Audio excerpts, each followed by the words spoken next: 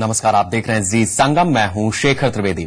आज से मुंबई मेट्रो की शुरुआत हो रही है। मुंबई के वर्सोवा से घाटकोपर के बीच चलने वाले 11 किलोमीटर के सफर को मेट्रो 21 मिनट में तय करेगी। मुंबई मेट्रो में क्या क्या खूबियां हैं, आइए देखते हैं।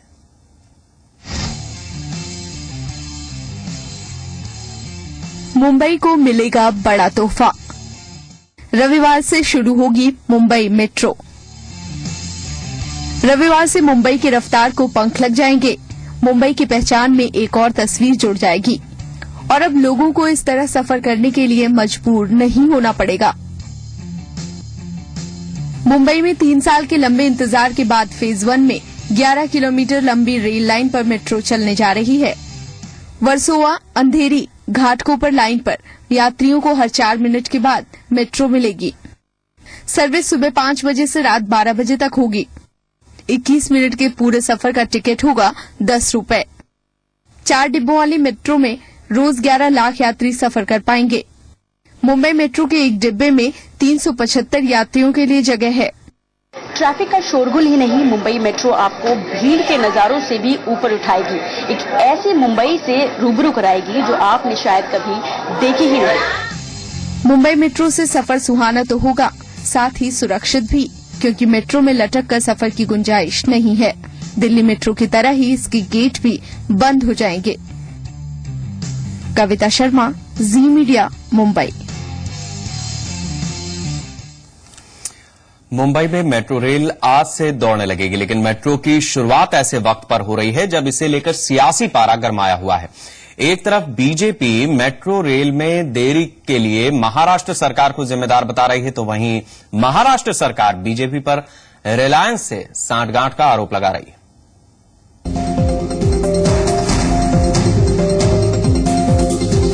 चौहान का ऐलान, नहीं बढ़ेगा मेट्रो का किराया। रिलायंस और सरकार में ठनी। मायानगरी मुंबई में रविवार सुबह 10 बजे मेट्रो रेल फर्राटा भरना शुरू कर देगी। वर्सोवा से अंधेरी घाटकोपर के बीच चलने वाली मेट्रो सेवा के पहले चरण के उद्घाटन के साथ ही मुंबईकरों का सपना पूरा हो जाएगा। फिलहाल इसके लिए मुंबईकरों को किराए के तौर पर 9 रुपए से 13 रुपए देने पड़ेंगे, लेकिन ये किराया हमेशा के लिए नहीं है। दरअसल metro rail management company Reliance और महाराष्ट्र सरकार के बीच किराए को लेकर ठनी तकरार अभी थमने का नाम नहीं ले रही है। महाराष्ट्र सरकार आग बबूला है और मुख्यमंत्री पृथ्वीराज चौहान ने तो यहाँ तक कह दिया है कि वो मेट्रो रेल को हरी झंडी किराया न बढ़ाने की शर्त पर दे रहे हैं।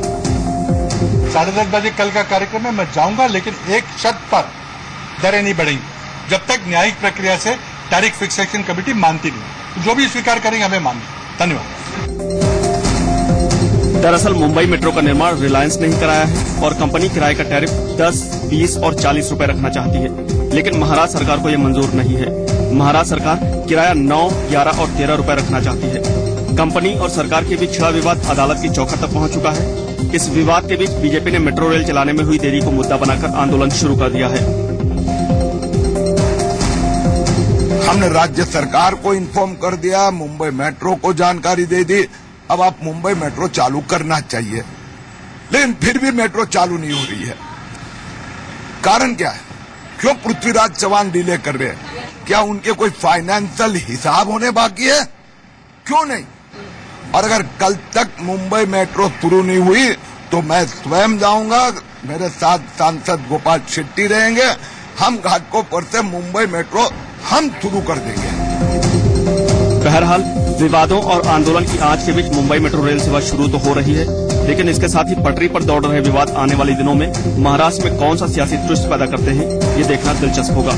क्योंकि सीएम चौहान ने अभी से ही आरोप लगाना शुरू कर दिया है कि बीजेपी पर्दे के पीछे से रिलायंस की मदद कर रही है। एहसान अब्बास, जी मीडिया, मुंबई।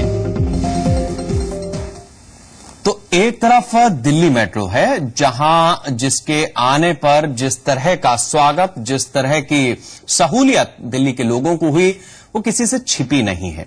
और दूसरी तरफ है मुंबई की मेट्रो, जिसके आने से पहले ही कुछ इस तरह की सियासत शुरू हुई है, जो दरअसल आम आदमी से जुड़ा हुआ ही मुद्दा है। आम मुंबईकर से जुड़ा हुआ मुद्दा है कि उसे मेट्रो में कितना किराया चुकाना पड़ेगा। आपको बता दें कि रिलायंस जिन दरों पर इस मेट्रो का संचालन करना चाहता है, महाराष्ट्र सरकार उस पर राजी नहीं। महाराष्ट्र सरकार चाहती है कि दरों को कम रखा जाए और यह पूरा विवाद इस समय अदालत में है। इस समय एक ऐसी स्थिति जब मोनोरेल के बाद मुंबईकर सोच रहा है कि उसके शहर में मेट्रो के आने से किस तरह की उसको सहूलियत होने जा रही है। ऐसे में सियासत तेज है। पृथ्वीराज चव्हाण का कहना है कि वो आज हरी झंडी तभी दिखाएंगे जब सरकारी दरों पर मुंबई मेट्रो का संचालन शुरू होगा। दूसरी तरफ भारतीय जनता पार्टी है जो ये आरोप लगा रही है कि कांग्रेस और रिलायंस के बीच कुछ सांठगांठ है।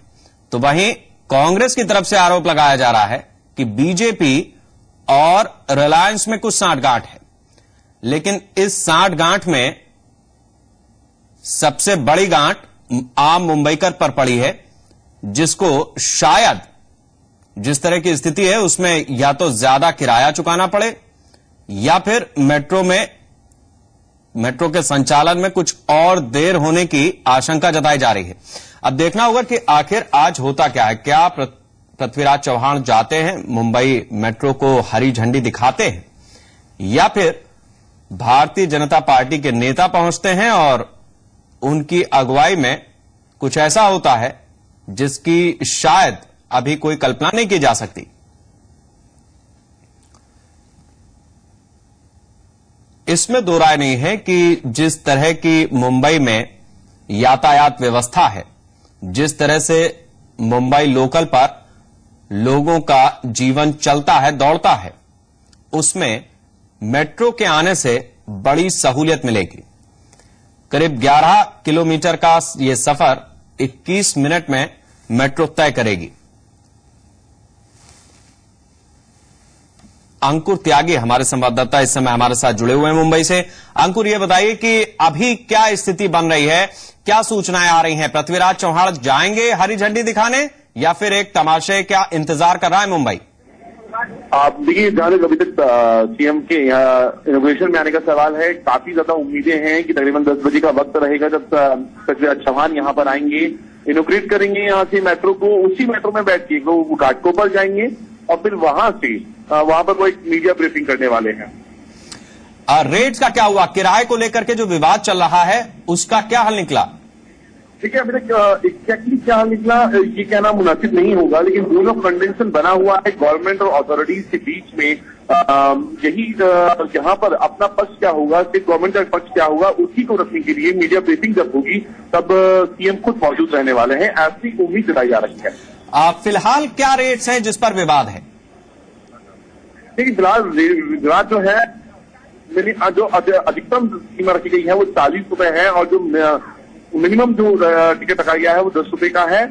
गवर्नमेंट का कहना है, हालांकि चुनावी वर्ष है, आने वाले 4 महीनों में चुनाव होने हैं विधानसभा के, उसको ध्यान में रखते हुए सीएम चाहते हैं कि रेट को रिड्यूस किया जाए और इसी बात को लेके इतना ज्यादा कितना रेट चाहते हैं सीएम? कितना रिडक्शन चाहते हैं कि मिनिमम जो रेट है वो 9 रुपए आके आ पाए, ताकि जो आम मुंबईकर है उसको सफर करने में उतनी ज्यादा दिक्कत नहीं हो, अपनी जेब उतनी ज्यादा ढीली नहीं करनी पड़े। वो कंपेयर कर रहे हैं मुंबई की रेट का दिल्ली की रेट के साथ, वहीं जाकर जोन ऑफ कंटेंशन बना हुआ है। नहीं तो इसमें इस हिसाब से तो मैक्सिमम रेट जो है यानी 40 रुपया, क्योंकि मिनिमम में तो 1 रुपए का अंतर है, लेकिन ऐसा लगता है कि अपर लिमिट जो है वो क्रॉस कर रही है कहीं सरकार की मंशा से अलग। जाहिर तौर पर क्योंकि अपर सीमा जो है 40 रुपए है वो बहुत ज्यादा लग रही है गवर्नमेंट को। यही बात है कि सीएम ने इतनी बड़ी धमकी दे डाली कि अगर रेट कम नहीं की जाती है तो इनोग्रेशन में शामिल नहीं भी होंगे। ये भी मैं आपसे जानना चाहूंगा कि जब इसका निर्माण कार्य शुरू हुआ था तो सरकार और रिलायंस के बीच किस तरह का समझौता हुआ था, किस तरीके के रेट्स रखने की बात हुई थी, और फिलहाल मुख्यमंत्री जो कह रहे थे कि मामला अदालत में है, कब तक ये सब चीजें बाहर आ पाएंगी? देखिए, जहां तक रेट को लेकर है, रेट के लिए अलग से पूरा जो एमएमआरडी के अधिकारी हैं, जो रिलायंस के अधिकारी हैं, उनका एक अलग कंपनी उसके लिए फाउंड की गई है और अधिकार जो हैं, जो मेट्रो को जो कानून बनाया गया है उसके तहत जो रेट निर्धारित करने का जो अधिकार है वो इसी कंपनी के पास है, वो राज्य सरकार के पास नहीं है। तो राज्य सरकार ने शुरुआत में तो इनको कहा था कि 2009 तक मेट्रो को पूरा होना था, लेकिन इसको पूरा होते होते 2014 लग गया और इस बीच जो कॉस्टिंग है पूरे प्रोजेक्ट की वो ऑलमोस्ट डबल हो गई है। यही वजह है कि जो रेट्स हैं टिकट की वो उतनी ज्यादा जा रही है। तो इसमें गलती किसकी है, रिलायंस की कि उसने प्रोजेक्ट को समय पर पूरा नहीं किया, या फिर सरकार की तरफ से उसे क्लियरेंस में दिक्कत हुई? देखिए, रिलायंस का कहना यह है कि जब वो मेट्रो का काम चालू करने गए तो लैंड एक्विजिशन जैसी कई सारी बेसिक प्रॉब्लम थी, जहां पर म्युनिसिपल बॉडीज को या राज्य सरकार को आगे आना चाहिए था, लेकिन राज्य सरकार ने वहां पर ढिलाई दिखाई, जिसकी वजह से जो पूरा प्रोजेक्ट है वो डिले होता चला गया।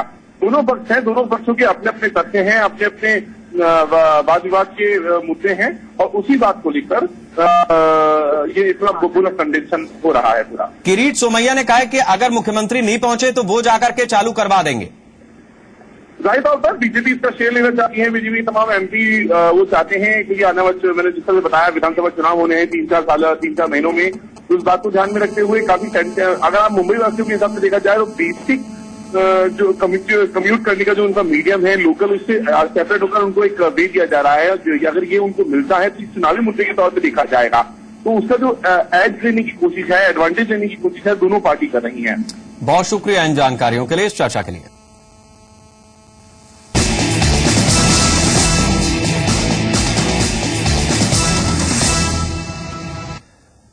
बदायूं का गैंगरेप मर्डर केस, लेकिन अब इस मामले को क्या कहा जाए, इस पर संशय खड़ा कर दिया है राज्य के सबसे बड़े पुलिस अधिकारी ने।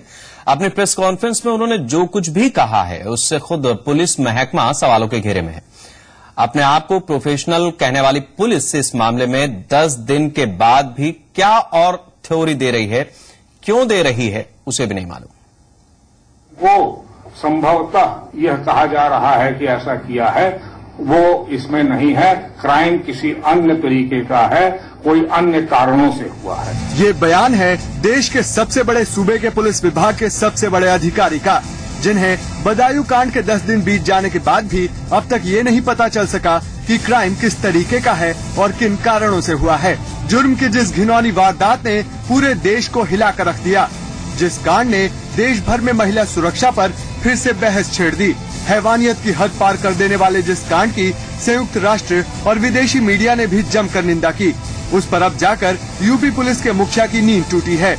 और इतने दिनों बाद भी मीडिया के सामने जिस तरह का बयान डीजीपी साहब ने दिया है, उससे तो यूपी पुलिस की कार्यशैली पर ही सवाल खड़े होते हैं। एक बार फिर सुनिए जरा डीजीपी साहब के ये बोल। क्राइम किसी अन्य तरीके का है, कोई अन्य कारणों से हुआ है।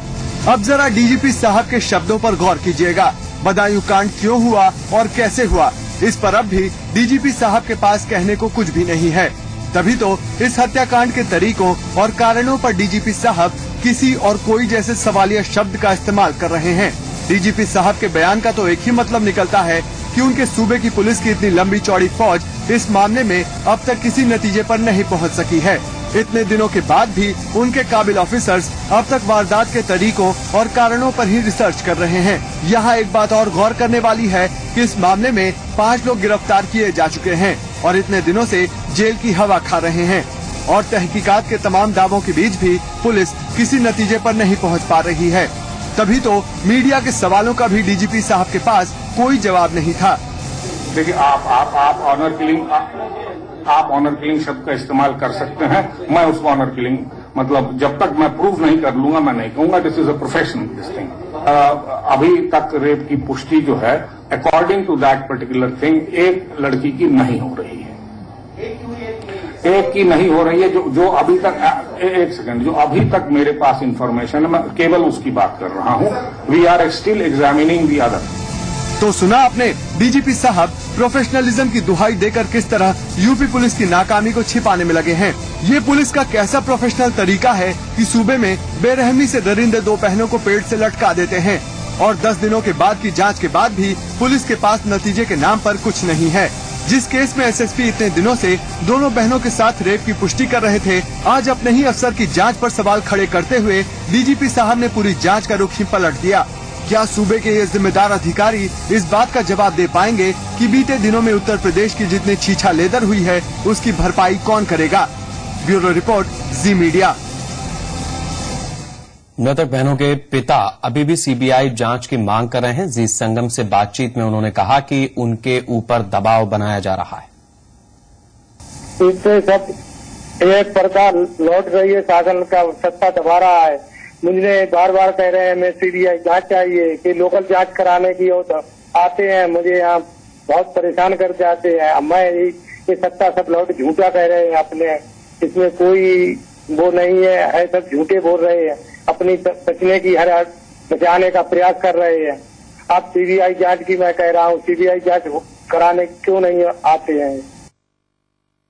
हाँ, वो दोहराना चाहते हैं जो मुंजिम जिनको हमने पकड़ के दिया दोषी हैं और उनको सब कुछ किया, मगर वही बचाने के, अब शासन उन्हीं को बचा रहा है। मैंने जब मेरी बेटियों उनके पास थी तो ये न दिला सके तो ये मुझे न्याय क्या दिला सकते? मैंने सीबीआई को कहा ये लोकल जांच कराने की इच्छुक है, हर समय में प्रयास कर रहे हैं मुझसे। आप परिवार के लोग ये बताइए आप कि मैं सीबीआई से क्यों डर रहे हैं ये लोग? जी, मुझे दूध का पानी का पानी चाहिए। मैं ये सीबीआई जांच से क्यों नहीं आ रहे हैं? मुझे हमने जब पहले से मांग कर रहे हैं, ये क्यों कर रहे हैं? ये बहाना अपनी बचाने की प्रयास में लगे हुए हैं। पुलिस की कहा है, हर समय आते हैं लोकल, वहां में आज भी आए और पे कह रहे थे कि मुझे वो सब सौंप दिया है जांच, आप जैसे तुम्हारा कुछ नहीं होगा, हमने कुछ नहीं हुआ, मैं सीबीआई जांच चाहिए। हम इसी वजह से मैं गाँव भी छोड़ सकता हूँ और छोड़ने का मुझे दबाव है और छोड़ दूंगा। ये जब मुझे न्याय नहीं दिला सकेंगे या अपना उल्टा पर्दा तो मैं गाँव छोड़ ही दूंगा इसको। तो हमने कुछ समय पहले बात की थी उस परिवार से, उन दो बच्चियों के पिता से, दरअसल जिनकी इस तरह से नृशंस हत्या की गई।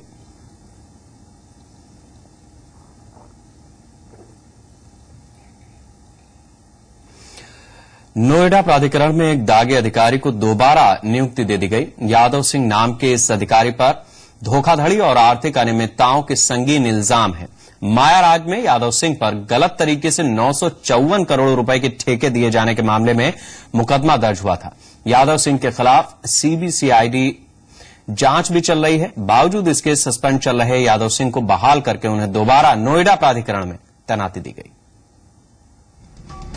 उत्तर प्रदेश सरकार एक तरफ दागी अधिकारियों और नेताओं के खिलाफ कड़ी कार्रवाई करने की बात करती है, तो दूसरी तरफ दागी अधिकारियों के दम पर ही बड़े विभागों में कामकाज चल रहा है और धड़ल्ले से सरकार की नाक के नीचे ऐसे धोखाधड़ी करने वाले अधिकारी अपने वारे न्यारे कर रहे हैं।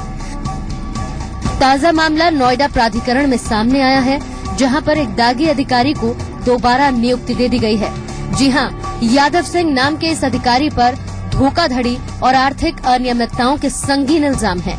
आरोप है कि मायाराज में यादव सिंह पर साल 2011 में गलत तरीके से 954 करोड़ रुपए के ठेके दिए जाने के मामले में मुकदमा दर्ज हुआ था। इस मामले में यादव सिंह के खिलाफ सीबीसीआईडी जांच भी चल रही है। बावजूद इसके मौजूदा सरकार ने सस्पेंड चल रहे यादव सिंह को बहाल कर उन्हें दोबारा नोएडा प्राधिकरण में नियुक्ति दे दी है। यादव सिंह पिछले 6 महीने से प्राधिकरण में काम कर रहे हैं। फिलहाल Yadav Singh chief engineer electric department बना दिए गए। इतना ही नहीं, यादव सिंह को लेकर तमाम तरह की चर्चाएं भी हैं। ऐसा माना जा रहा है कि माया सरकार में रसूखदार माने जाने वाले यादव सिंह ने समाजवादी पार्टी से अब हाथ मिला लिया है, जिस वजह से इनके ऊपर लग रहे दाग को अनदेखा कर फिर से नोएडा प्राधिकरण में तैनाती दे दी गई है। अब देखना ये होगा कि इस दागी अधिकारी की दोबारा नियुक्ति के मामले का खुलासा होने के बाद सरकार किस तरह से हरकत में आती है और क्या दलीलें पेश करती है। ब्यूरो रिपोर्ट, जी मीडिया।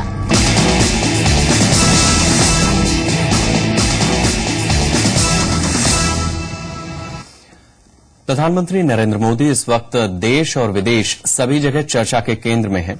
कभी अपनी नीतियों की वजह से तो कभी अपने स्टाइल की वजह से। हाल ही में मोदी ने अमेरिका जाने का फैसला किया है और इस फैसले के बाद ही अमेरिका के मेनस्ट्रीम मीडिया में मोदी के जलवे छाए हुए हैं। कैसे, देखिए इस रिपोर्ट में।